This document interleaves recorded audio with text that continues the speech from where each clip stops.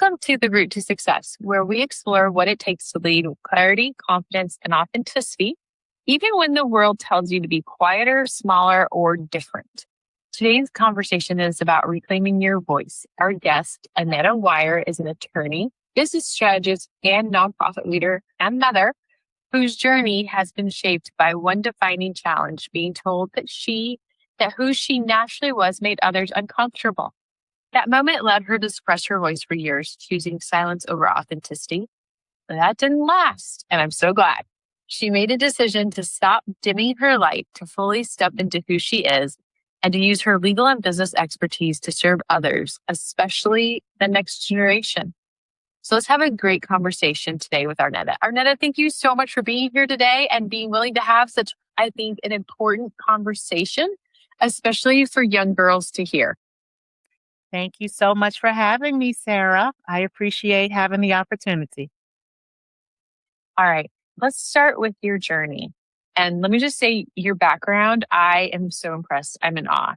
You have a legal background, an MBA, experience in corporate leadership. And I keep saying all of this, and you're a mother, because to me, being a mom is such a full-time job. What shaped your early approach to leadership? So I would say right out of law school, I had the opportunity to get a job at my dream company, my dream Fortune 500 company.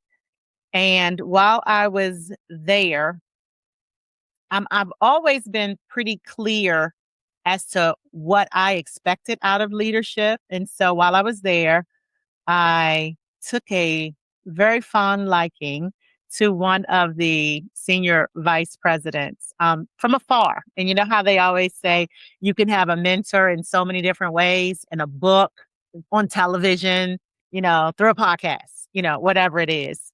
And so she was one of those people to me.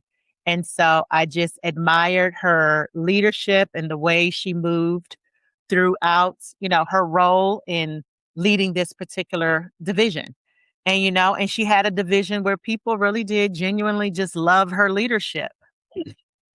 And so from that, I was certainly able to develop, some of my thought leadership around leading people and leading processes and organizations. So a lot of it came from initially watching this person, right? But since then, that was very early in my legal career. But since then, I've watched a lot of people, I've read a lot of things. And I guess the reality is a lot of it comes from my lived experience and what I experienced as an employee.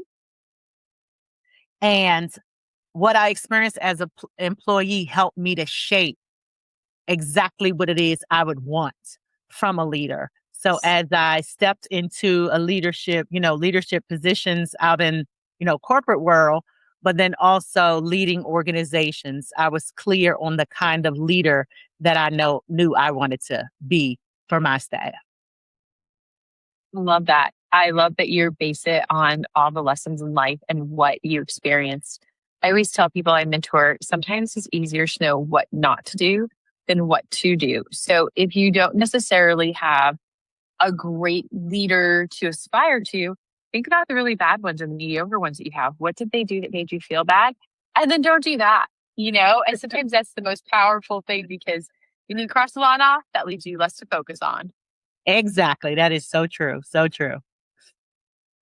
So I want to talk about a moment in your life that hearing you made me very uncomfortable, because I've had similar things said to me. And I suspect a lot of women have, and a lot of men. You shared a pivotal moment where you were told that your natural way of thinking and asking questions made others uncomfortable. How did that moment impact you both personally and professionally? Oh, yes. So still same person early in my career who I was, watching from afar. And there was this one day that she asked to speak with me in her office, and I was so excited, right? Because I'd been watching this woman, right? And this was the person that I had said, once I ascend to a certain level, this is who I will, this is the spirit I would embody. Right. And so, but she wanted to speak with me. But she wanted to speak with me because she said that I was making people uncomfortable, feel uncomfortable. That, and you have to know that in this role, I was not acting as a lawyer, right? But of course, I had been to law school. I was a lawyer. And as a lawyer, you are trained to think a certain way. And I've always been very inquisitive. And I ask a lot of questions. And I know it can make some people uncomfortable, but it also it's the way my brain works, that in order for me to look at operational efficiencies, I like to have the totality of the picture. And it's not just whatever you share with me, right? Because my mind is operating in a different way. So I have lots of questions, right? To make sure I find out all the ancillary things too. And so she communicated that I make people feel uncomfortable, that it was me, I was holding people accountable. And I guess me as probably the youngest person, in the org structure, and it was me asking questions of these much more seasoned professionals. And it was making people uncomfortable. And so a caveat to that was that my manager at the time also, said I moved too fast, right? They needed me to slow down, right? And honestly, I have to tell you, I've heard that so many times in my career, that I am moving too fast. Well, does that say Arnetta has to slow her brain down? Well, I can't necessarily do that. And for me, that's me saying to God, who created me the way I am, that the way he created me was just subpar. It's not good enough. Right. And so, but for a long time, I was young. And so I internalized that. So I learned to be quiet. Right. And even though I was still a vocal person, I never would really just be my full authentic self, because there was something in the back of my mind that always said, reel it in, Arnetta, reel it in. Don't ask so many questions, right? Be careful. Don't make people feel uncomfortable, And so it was something I carried with me for, honestly, I would say probably, gosh, about 20 years, really, about 20 years. I've carried it, and honestly, it has permeated, throughout my career. I am so vocal. Yes, I am. Right. I'm a very authentic person, very candid person. I am I'm a kind of person that you never have to wonder where I stand. If you ask me, I'm going to tell you, right? And it's for the greater good. It's never to be, malicious or ill will or anything like that. But that was important to me as a leader, right? Is that people should be able to authentically trust what comes from your mouth. And it should be that your behaviors align with what you are saying, as opposed to you say one thing, but your actions indicate something else. And so that is what I worked very hard. It always aligned, but it's always pull it back, pull it back is kind of where I had to focus my attention until, it came to a point where enough is enough, I am uniquely and wonderfully made, and I am just perfect the way that I am. And, and I just think that it's such an important message that I had to constantly remind myself of. And it's just something that many times we all need to kind of remind ourselves of various unique, things about us.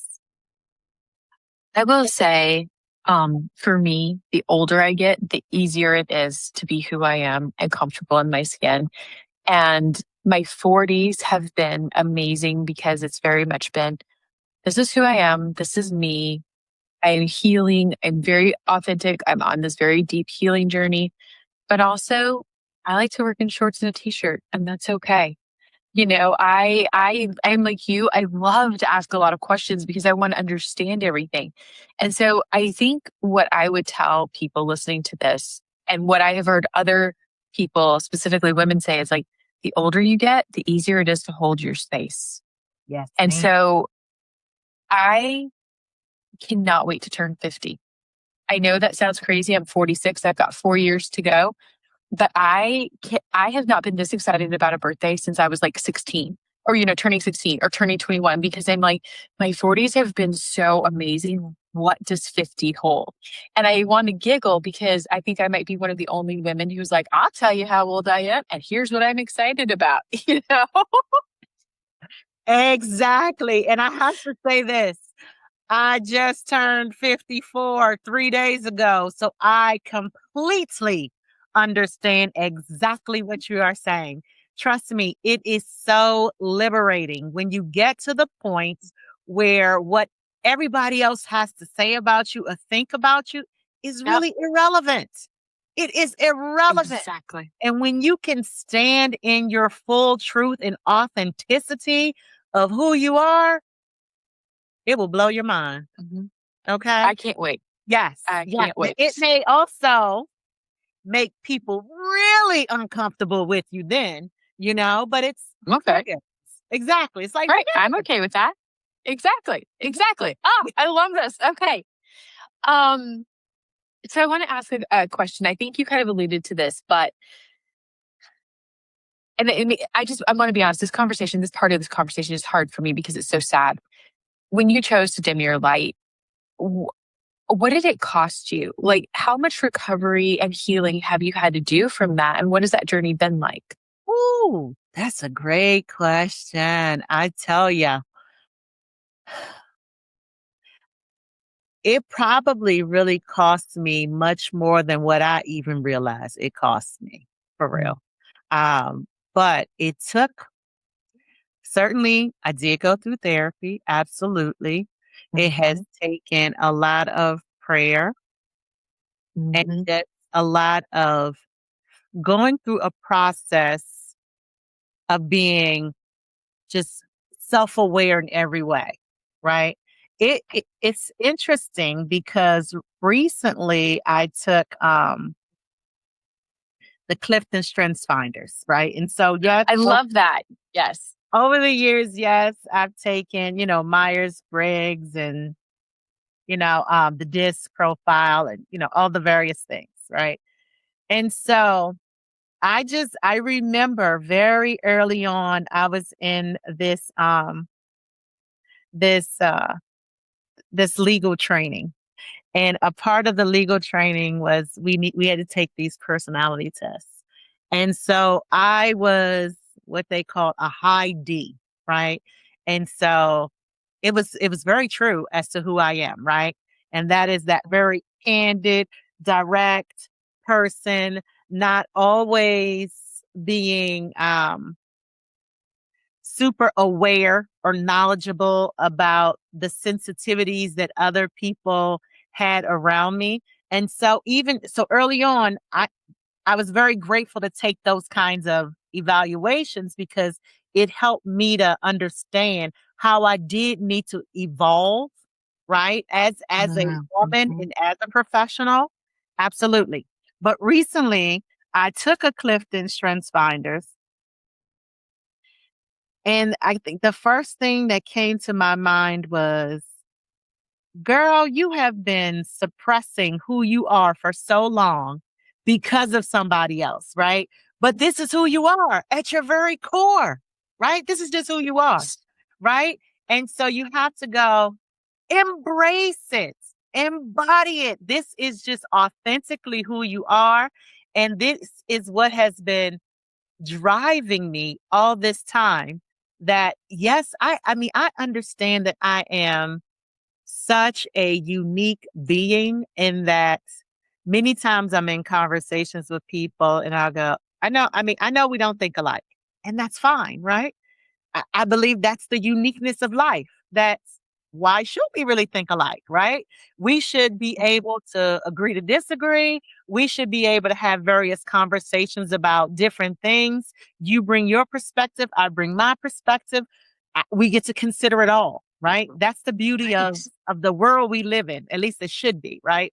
And so, Right. but it took me really spending a good bit of time with myself and going through the Mm-hmm. therapeutic process to really understand the level of emotional intelligence that was required, right, for me Mm-hmm. to really free myself and to be comfortable Yes. with who I was made to be.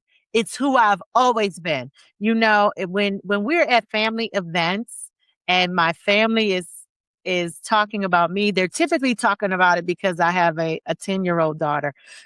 And they're oftentimes saying, "Oh my gosh, she's just like her mom." When her mom was this age, right? Oh, I remember, when Arnetta was younger doing X, Y, or Z. It's still who I am, right? It's just, and it's like, to me, the sooner I could have embraced that, I think the better. Now, don't get me wrong. I do believe that everything happens at the time frame that it is supposed to happen, right? So, Agreed. Mm-hmm. uh, so it was supposed to evolve exactly the way it unfolded. But, part of me goes, wow, if I could only have embraced my authentic self fully and completely, not just embracing it in my personal life, but professionally, I need to do something else, right? Because I'm in these environments and, so I'm in this one environment where this happened, but then I'm in another environment later on where it's, because I am innovative and it's like, no, I need you to slow down, right? Like we're not ready for that yet, you know? But again, emotional intelligence also says to me, this is not the right environment for me either, right? Right. Because this is how my mind operates. It is fast moving, fast paced, lots Mm-hmm. of questions, innovative. I'm going to see a problem and I'm going to come up with a solution or a couple different paths of process improvement, right? Let's look at the operational efficiencies. And I understand that everybody is not ready for the same thing at the same time, right? And that's to be expected. But as a leader, it's also expected that you allow everyone to have make whatever contribution they can and should make to the team. And then we decide maybe order of priority of how we look at various different things, Right. but never to shut someone down because it is contrary or different to the way things are ordinarily done within the Right. organizational structure, you know? Right. So one phrase that you used in there that I think is so beautiful is that you evolved as a person. And I love what that represents because to me that means that you are authentically true, who you are at the core. And through life and our journeys and our scars, you have learned how to be even more you and develop that emotional intelligence and awareness. And I want to say 3 years ago, hit rock bottom, moving forward, I made myself sit by myself for an entire year in my apartment. And it was so uncomfortable. And I embraced it. And I cried every day. And I was exhausted. And I, just was depressed and asking deep questions. But you know what? I'm so thankful for that journey and that really trying year because I evolved as a person. Because I took that time to get it all out, to ask the hard questions, to evolve and grow. And it's so beautiful. It's Mhm. so beautiful. Yes. Look who you are now. Yes. I know. I know. So you made this decision. You stopped shrinking. You fully embraced who you are. I love that your 10-year-old daughter is like that. In that moment, if you can remember, what shifted in you?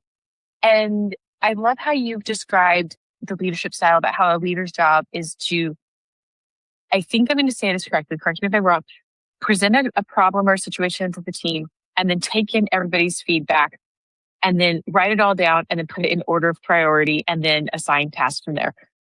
To me, that is so beautiful, such a work of art. That's exactly how my brain works. And I love how it's like you're almost describing leadership as project management and facilitation of good conversations. Yes. So is there anything that you want to add about how shifting changed that? Or shall we move on to some incredible work that you're doing? You can move on. Okay. Yeah. All right. So one of the things that I love about you, there's many, is you work with youth. And I have a real passion for high risk youth. We both do. And so can you talk about why this is important for you and what you're teaching them that maybe you had wished you had learned earlier, and maybe start out with kind of just a high level overview of your nonprofit so that way it doesn't feel like I'm coming in out of left field. Absolutely. So during COVID, I created a youth development nonprofit in Washington, D.C. area. It's called OmniQuest Youth Empowerment Initiative. And I created it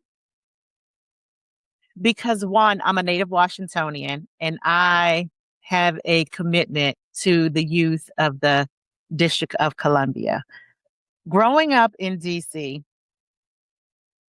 I know that my life could have turned out a different way, but for my parents, my mom in particular, made a sacrifice to put us, my sister and I, into Catholic school. And I was not a Catholic, right? But my mom enrolled us in Catholic school. And by going to Catholic school, at 8th grade, I was graduating, and it was already the plan that I was going to a public school in the DC area. It was a very good public school, was the plan. But my 8th grade teacher, when she found out that was the plan for me, she went to my mother and was like, please, if you cannot do that to her, she needs to continue in Catholic school. Okay.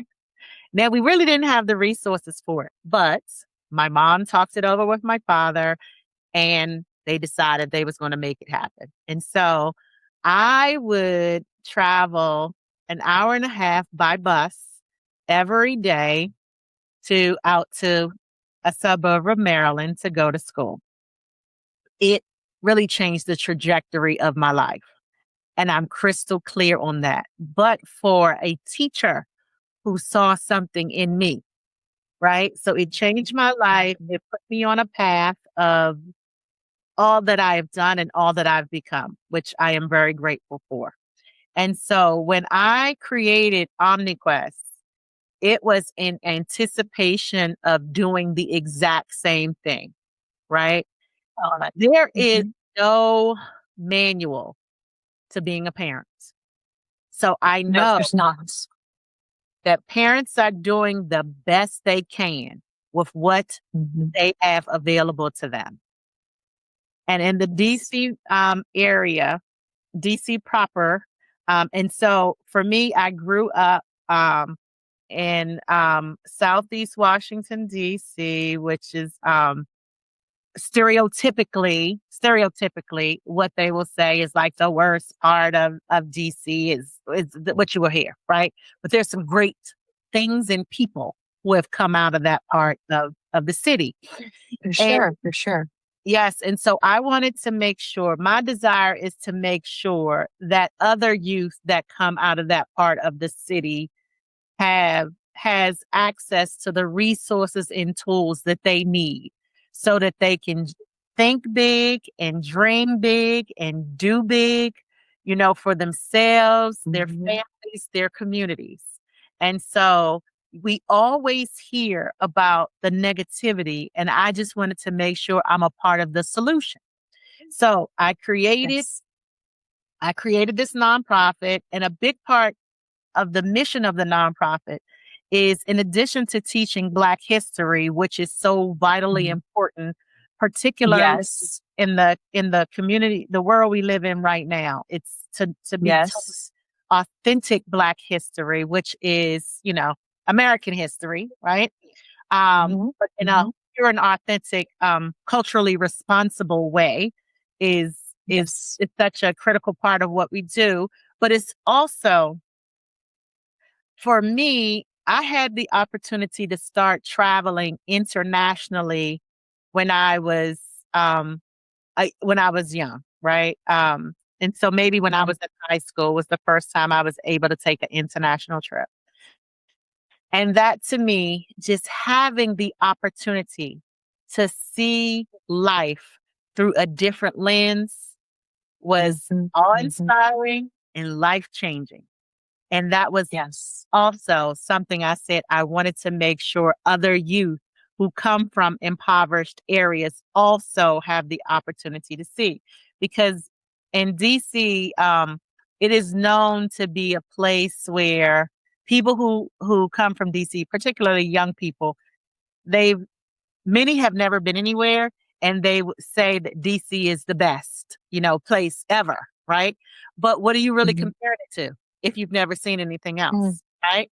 Exactly. So Exactly. it's a very myopic view, right? And so what we want to do is to expand that, and for youth to be able to think more globally, right? And so Right. for them to be able to see themselves in different places and spaces, and understand the impact that they can have in the world on a much more global scale. And so that was really the impetus behind creating it. But now, as life is evolving, and it's evolving so quickly, it's also adding on various different things, because I want to make sure also that um, the racial wealth gap is, of course, very near and dear to my heart, and trying to find ways to not only disrupt the pipeline to prison, but also to create Yes. pathways for my community to be viable, right? And so I want to Yes. make sure that young people are taught entrepreneurial skills early. And in this day and time of AI, is we also be teaching, AI skills and, upskilling, just making sure that the young people are starting as early as they can with AI skills and developing those skills and looking at ways to monetize those skills. I love it. I love it. Okay. So much wisdom there. So I also went to Catholic schools growing up through seventh grade. It had a huge impact on my life. And then I got a chance to travel internationally when I was 13. And you're so correct at the change in your perspective. And I said this to someone I work with the other day. I said, who's asking me my life story, and I was sharing, and I said, I am so embarrassed to tell you the person who I was at 13, because I was so privileged. I had such an attitude. I was went to a Catholic school, don't get my hair wet kind of girl. And then we were moved to Mexico City, and I lived there for 2 years, and I was staring poverty in its face. And I am so extremely grateful for that situation, including all the hardships. And that's a whole different conversation, because there were a lot of hardships, a lot of challenges, and a lot of loss that came with that, because it made me the person who I am today, who understands the value of other people, the importance of preserving culture. I so appreciate you saying to teach American history comprehensively in a culturally appropriate way. So appreciate that. Um, and to share our cultures and to give kids opportunities to grow. And I'm so grateful that you're doing that for other children, because I know what it meant for me. And I think I know what you're giving to these children. And it's so empowering, so empowering. Wow. So as a nonprofit, and I just completely want to clarify here, Arnetta does not know I'm going to say this. This is me, because I have a history in nonprofits. I've worked with them for 20 years. It's something I'm passionate about. Arnetta, if people are listening, and we do have 2 more questions, but I just want to get this in right here. If people are listening right now and they're impressed with what you're doing, because it is very, very impressive, how can they donate money to you? Well, you can always go to the website, which is omniquestyouth.org. So that's OmniQuestYouth.org. And we do have a donate button. So thank you so much. We will be ever so grateful. Yes. And let me put on my nonprofit professional consulting hat here for just 1 second, not podcast host, but there's a true return on investment for the money that you donate to Arnetta's program. So you may donate $100, but in all reality, that $100 is probably closer to $10,000 or higher in return on your investment, because you are giving children hope. You are teaching children. You are giving them skills, but you're also investing in the community and creating a community where children can come back to after college and develop businesses. And so that $100 that you are investing now is going to multiply and create community development, economic development, and improve entire worlds and families and generations, not just that $100. So now I will take off my hat as a nonprofit consultant here.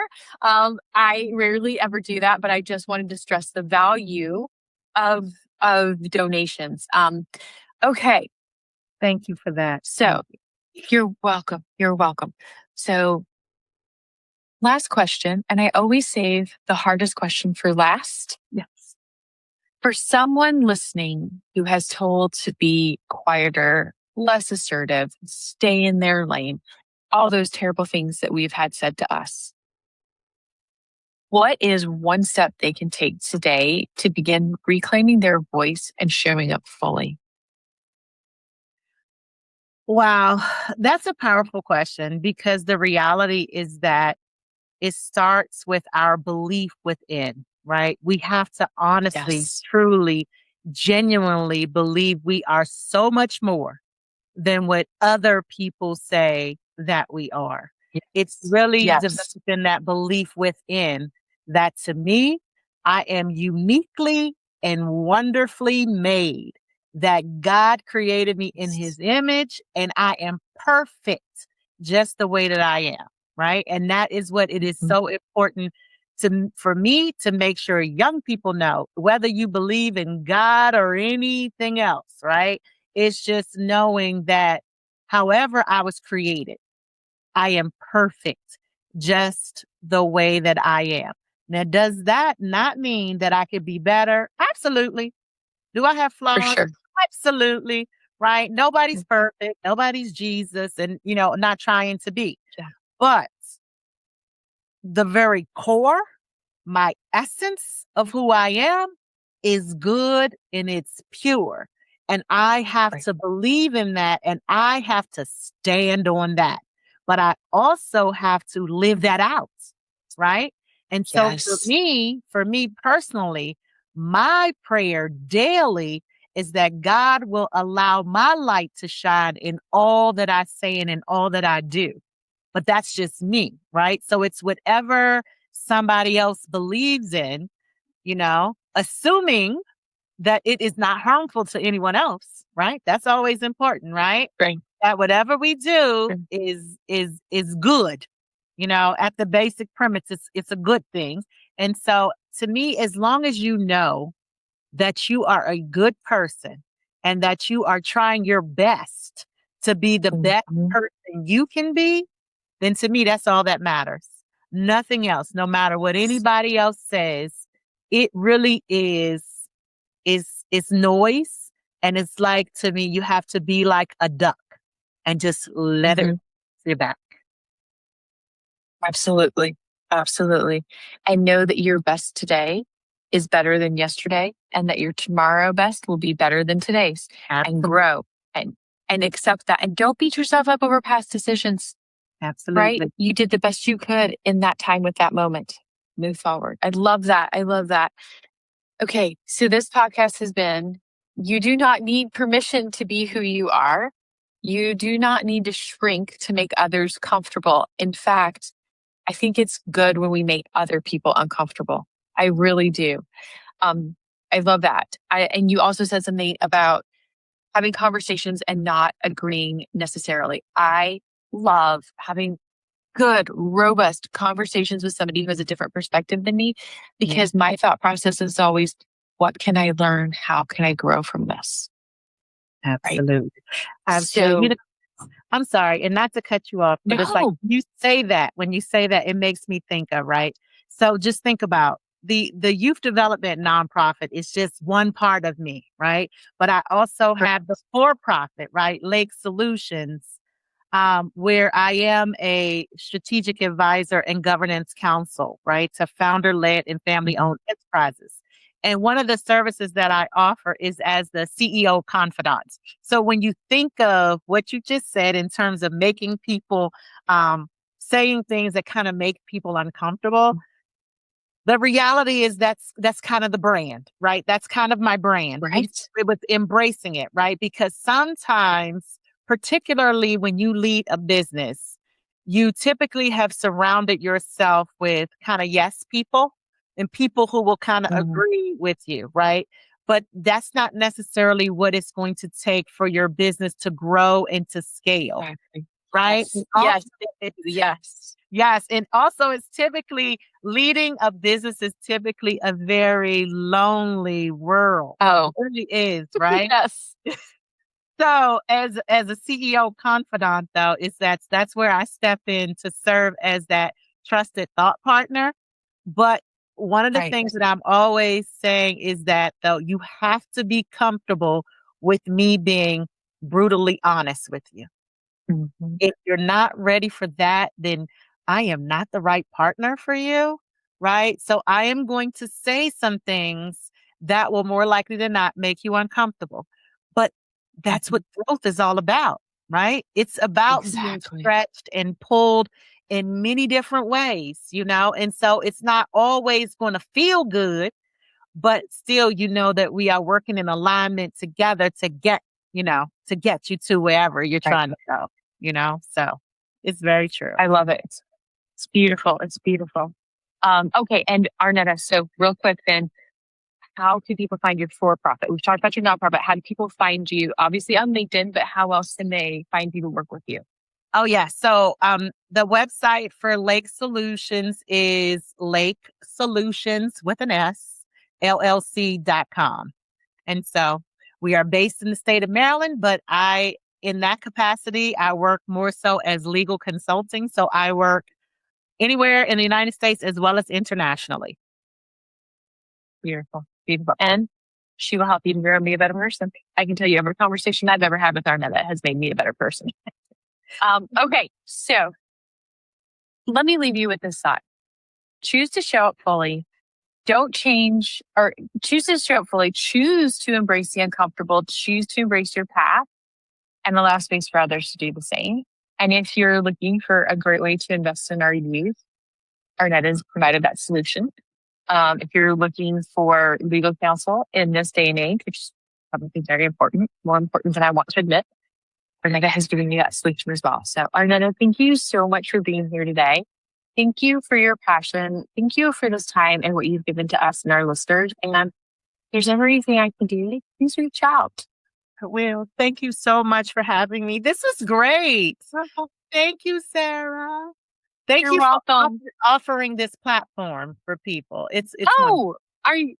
This is my passion project. So thank you. Thank you.